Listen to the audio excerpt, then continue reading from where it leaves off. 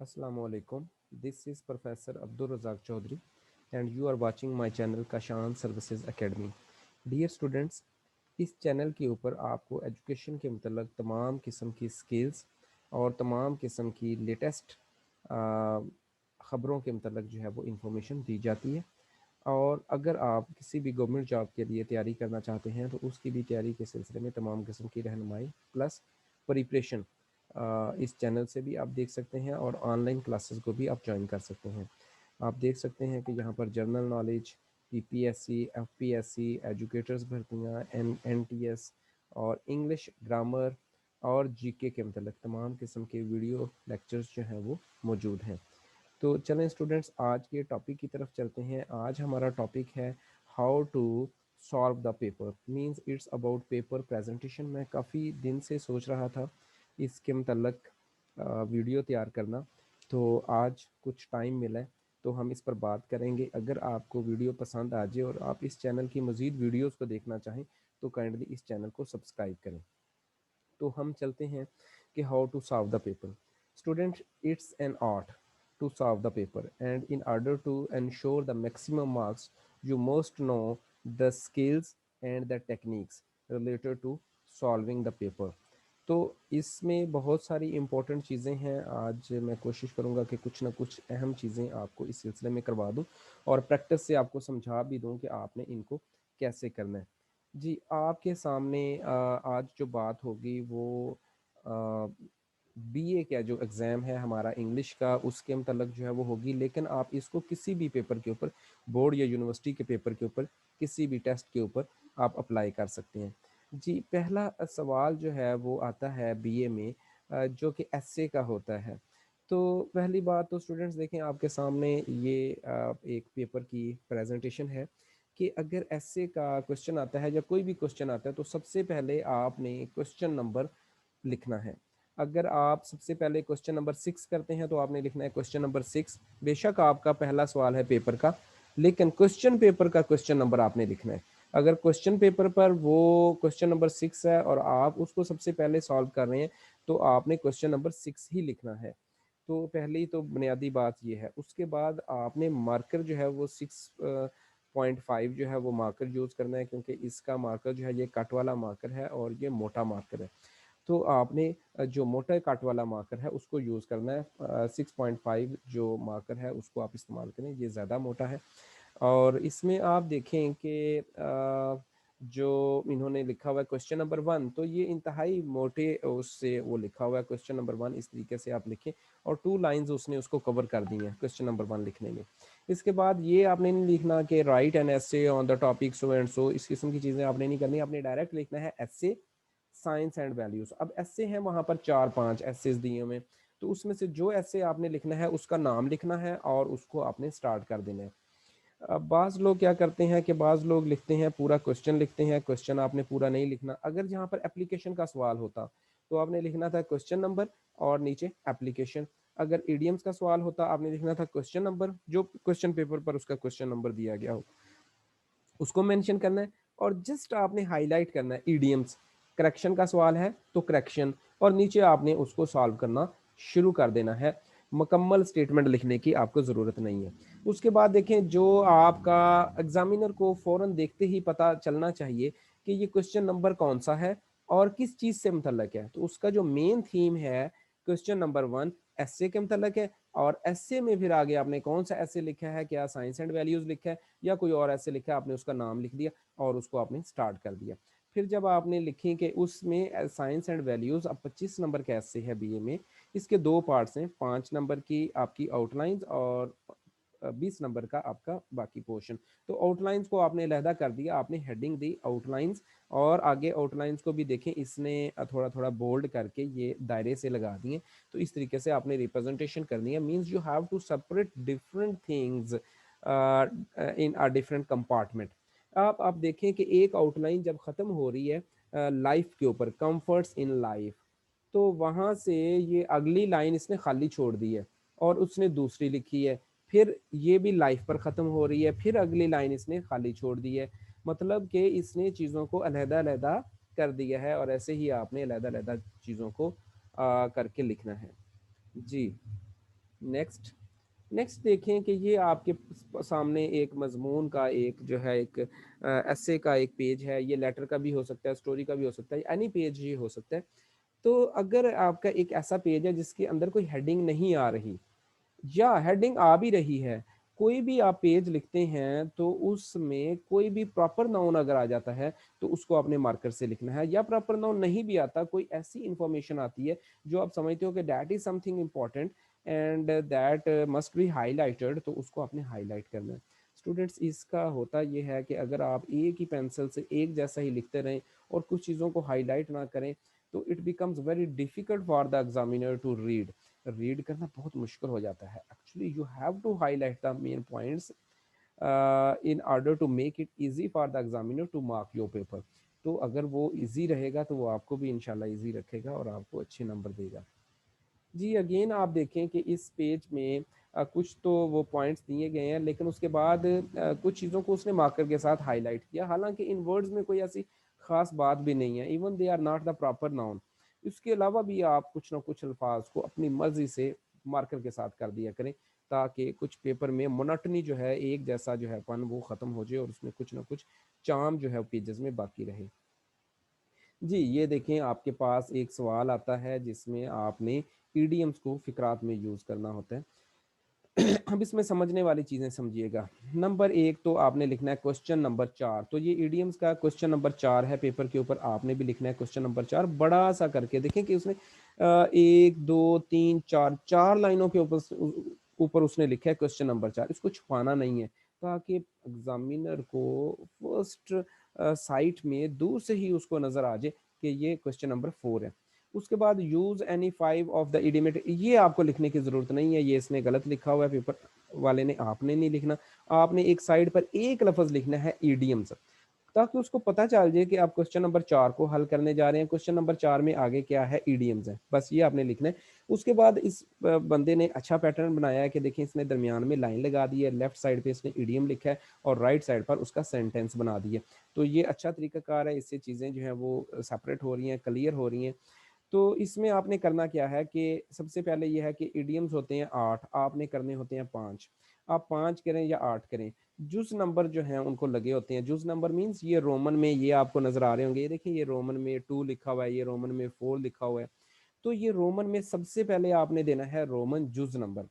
जुज़ number बड़ा clear, देखें इसने जो पॉइंट्स लगाए हैं, जो नुक्ते लगाए हैं इसके ऊपर, ये बड़े मोटे गोल करके नुक्ते लगाए हैं ताकि ये क्लियर आ जाए। बाज़ लोग रफ सा उसको देकर ब्रैकेट भी पूरी नहीं लगाते और आगे मूव कर जाते हैं, that is the wrong way.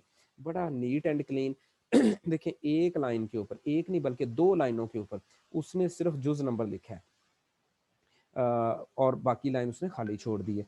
नीचे बड़ा क्लियर उसने लिखा है एट वंस विड्स एंड, और आगे लाइन लगाई है और आगे उसके फिक्रे का इस्तेमाल किया है। फिर उसने जुज नंबर लिखा है कि अब मैं जुज 4 को हल करने जा रहा हूँ और 4 है by leaps and bounds, means कि आपने चीज़ों को सेपरेट करना है। No that is very easible, easy to understand, easy to mark.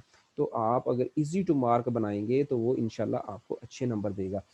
तो दूसरी चीज़ जो इसमें जुज़ नंबर में आपने जो है वो ज़हन में रखनी है कि जिस जुज़ को आपने पहले करना है, बेशक अब आपने ये एट वंस विड्स एंड इसको आपने पहले नंबर पर किया, लेकिन चूंकि ये पेपर में जुज नंबर 2 है तो आपने इसका जुज नंबर 2 ही लिखना है। इस तरीके से by leaps and bounds, paper में चूंकि जुज नंबर 4 है और यहाँ पर आप दूसरे नंबर पर कर रहे हो, लेकिन आपने क्वेश्चन पेपर वाला जुज नंबर ही मेंशन करना है। ये नहीं करना कि आप अपनी तरतीब लगा दो, आपने वही जुज नंबर, वही सवाल नंबर उठा के मेंशन करने हैं अपनी आंसर शीट के ऊपर जो कि आपके क्वेश्चन पेपर के ऊपर मेंशन है। तो एक तो ये तरीकाकार है आपका इन ईडियम्स को लिखने का कि दरमियान में लाइन लगा दें, एक तरफ ईडियम लिखें और दूसरी तरफ उसका सेंटेंस लिख दें। जी ये देखें, ये फिर उसने तीसरे नंबर पर 5वां किया है, फिर चौथे नंबर पर 8वां किया और फिर 5वें नंबर पर तीसरा जुज किया है, लेकिन उसने नंबरिंग वही रखी है जो नंबरिंग उसकी वहां पर क्वेश्चन पेपर पर लगी हुई थी। जी नेक्स्ट देखें, that is another way of solving the question number 4, that is the question related to idioms. ये भी अच्छा तरीका है। कैसे उसने किया कि उसने सबसे पहले लिखा क्वेश्चन नंबर 4 और फिर लिखा इडियम्स। देखें इसने नहीं लिखा कि write attempt any 4-5 idioms out of ये इस idiomatic expression, no, you have to save your time, आपने अपना वक्त बचाना है। तो सिंपल उसने लिखा ईडियम्स बड़ा बड़ा करके, ताकि उसको पता चल जाए कि you are going to solve the idioms. And then देखें लेफ्ट साइड पर उसने क्या दिए हैं, नंबर दिए हैं, रोमन जुज नंबर, और फिर मार्कर के साथ उसने लिखा है आपका जो ईडियम है, और आगे उसने बॉल पॉइंट के साथ या पेन के साथ उसका फिक्रा बना दिया। और एक जब फिक्रा मुकम्मल हो रहा है और दूसरा फिक्रा शुरू हो रहा है, तो आप देख रहे हैं कि उसके दरमियान में वो लाइन छोड़ रहा है। That is very important.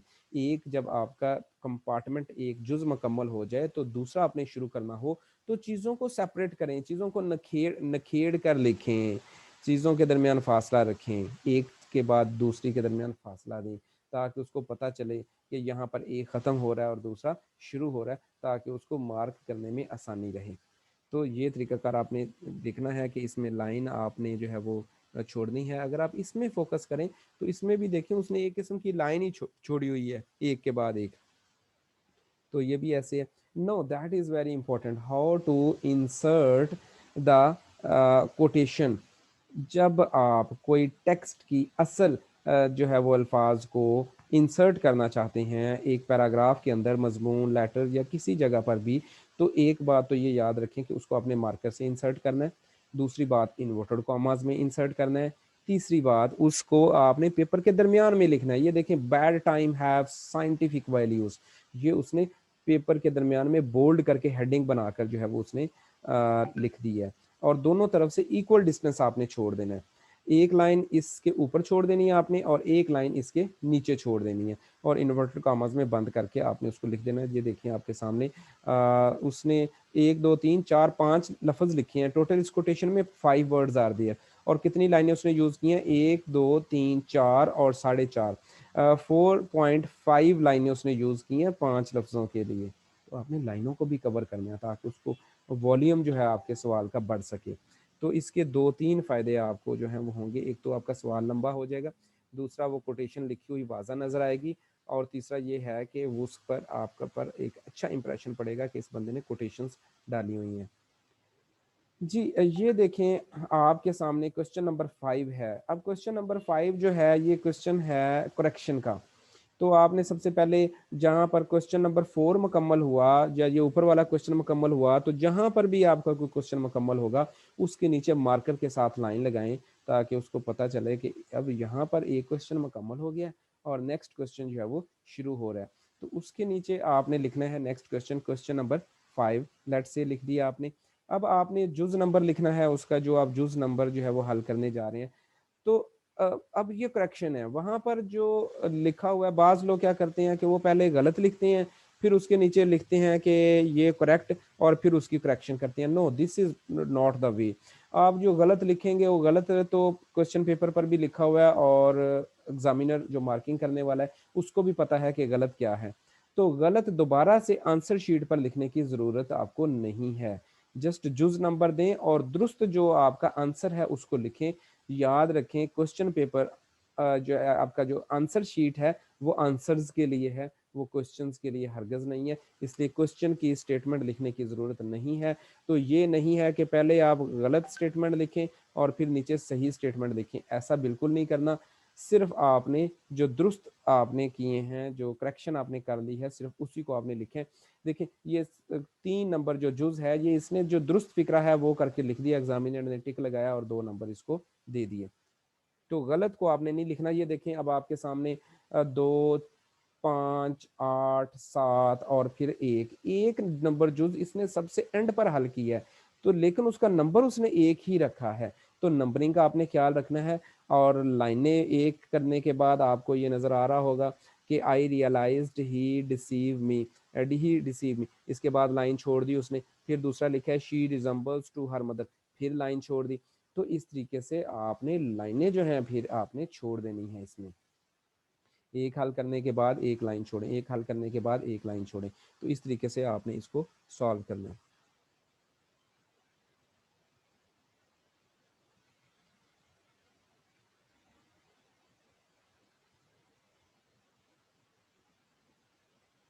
Ji next देखें, ये क्वेश्चन है क्वेश्चन नंबर 3। सबसे पहले आपने बड़ा सा दरमियान में क्वेश्चन नंबर 3 कर दिया। एप्लीकेशन है, और एप्लीकेशन आपने सिर्फ लिखा एप्लीकेशन, और नीचे आपने उसको लिखना शुरू कर दिया। अब यही पैटर्न है, अपना टाइम भी आपका बचेगा, बजाय ये कि आप लिखते रहें कि राइट एन एप्लीकेशन टू फलां फलां सेक्रेटरी हेल्थ, और ये लिखने की आपको मार्कर के साथ ज़रूरत नहीं है, ये क्वेश्चन की स्टेटमेंट है। जस्ट आपने ये मेंशन करना है कि ये जो मैं हल करने जा रहा हूँ ये एक एप्लीकेशन है, लेटर है तो लेटर लिख दें, ऐसे है तो ऐसे लिख दें, नीचे उसका नाम लिख दें और उसको स्टार्ट कर दें। तो ये आपके सामने देखें एप्लीकेशन जो है उसने की हुई है हल। अच्छा ये देखें, ये आपके सामने कोटेशन जो है वो एंटर की है उसने पैरा में, behind every success women is हार सेल्फ। 1 2 3 4 5 6 6 वर्ड्स हैं, और 1 2 3 4 5 4.5 लाइनों में उसने उसको कवर किया है। किसी लाइन में उसने 2 लफ्ज लिखे हैं बिहाइंड एवरी, अगली लाइन में उसने एक लफ्ज लिखा है सक्सेस, फिर 2 लफ्ज women is, and then there is 1 word herself. तो आप देख सकते हैं कि उसने 4-5 अल्फाज को 4-5 लाइनों के ऊपर कवर कर दिया, और ये कितना खूबसूरत भी लग रहा है। मार्कर के साथ मोटा इन्वर्टेड कॉमास में कोटेशंस को आपने ऐसे ही इंसर्ट करना है बिल्कुल दरमियान में पेपर के, और ये नहीं है कि लंबा करें पैराग्राफ की शक्ल में उसको लिखें। कोटेशन को इंसर्ट करना, टेक्स्ट के अल्फाज को इंसर्ट करना, दैट इज़ एन आर्ट। तो ये आर्ट आपके सामने है। स्टूडेंट याद रखें, ये मैटर नहीं करता कि आपकी हैंड राइटिंग कितनी खूबसूरत है, ये मैटर नहीं करता कि आपने कितना फ्लावरी लैंग्वेज यूज़ की हुई है, ये मैटर नहीं करता कि आपने कितना बैलेंस्ड लिखा हुआ है। मैटर ये करता है कि जो आपने लिखा हुआ है वो कितना आसानी से समझ आ रहा है। अब आप इस राइटिंग को देखें, ये जो सामने आपके पेपर है इसकी राइटिंग को इतनी खास खूबसूरत नहीं है।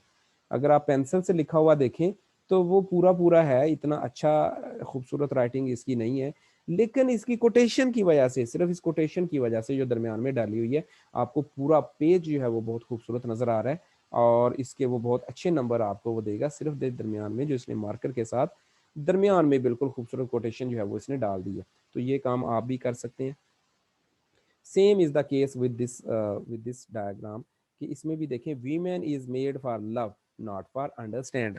तो यहाँ पर ये कोटेशन इसने एक लाइन के ऊपर 2, 1 या 3 अल्फाज डाले हैं। तो 1 2 3 4 5 लाइनें उसने कवर की हैं, और टोटल लफ्ज भी 5 ही बनते हैं। 5-6 लफ्जों से 5-6 लाइनें उसने कवर कर दी हैं। एक तो लाइनें भी कवर हो गई, और दूसरा देखें इस राइटिंग में भी इन डाला हुआ है, जो ऊपर उसने पहली लाइन को छोड़े दूसरी लाइन देखें ऊपर, देयर लाइफ फ्रीली के बाद इन, तो आई इसने कैसे डाला हुआ है, दिस देखें कैसे डाला हुआ है, मैटर में एम देखें, लेकिन ये इसकी हैंडराइटिंग भी इतनी अच्छी नहीं है। अगेन वही बात है कि ये कोटेशन की वजह से, मार्कर के इस्तेमाल की वजह से, और उसको अच्छा रिप्रेजेंट करने की वजह से उसकी ये पेज जो है बड़ा ज़बरदस्त इसकी आउटलुक जो है वो लग रही है। इसी तरीके से ये देखें हेल्थ इज़ वेल्थ, दरमियान में उसने उसको मार्कर के साथ कर दिया। ये देखें, ये देखें एप्लीकेशन 3, ये वही चीज़ें अगेन आना स्टार्ट हो गई हैं जी। तो ये आखिरी हमारी थी स्लाइड, तो ये हमने इस पेपर को रिव्यू किया। यकीनन यहाँ से आपको बहुत सारे आइडियाज़ आपके क्लियर हुए होंगे, और इसके अलावा अगर कोई क्वेश्चन भी आ जाता है इंग्लिश से रिलेटेड, तो उसमें आपका हल करने का तरीका यही है कि क्वेश्चन नंबर दें, जुज़ नंबर दें, और शॉर्ट फॉर्म में लिखें, ईडियम्स लिखें। ये ना लिखें कि पूरी लंबी लाइन जो है वो आप उसको लिखना शुरू कर दें, और मार्कर जो है वो 6.5 जो है वो यूज़ करें, मोटे टक वाली मार्कर है। जब एक सवाल ख़त्म हो जाए उससे और दूसरे सवाल के दरमियान में जो है वो स्पेस दें, और मार्कर के साथ लाइन लगाएं। उम्मीद है कि आपको ये वीडियो पसंद आई होगी। मैं इस चैनल का लिंक जो है वो डिस्क्रिप्शन में पेस्ट कर दूंगा, वहाँ से आप जाकर इसको सब्सक्राइब भी कर सकते हैं, और मज़ीद वीडियोज़ जो हैं वो एजुकेशन से रिलेटेड आप देख सकते हैं। Thank you very much, take care, अल्लाह हाफिज़।